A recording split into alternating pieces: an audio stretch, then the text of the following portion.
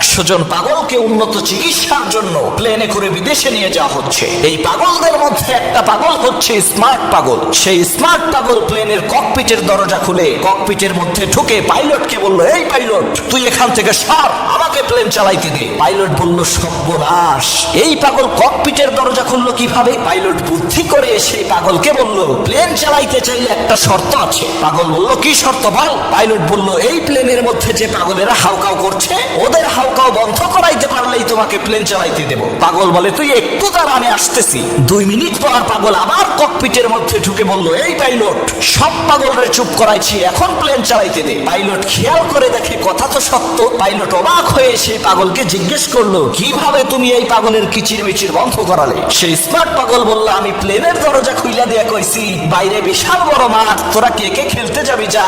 সব পাগলেরা মেঘের রাজ্যে খেলতে গেছে।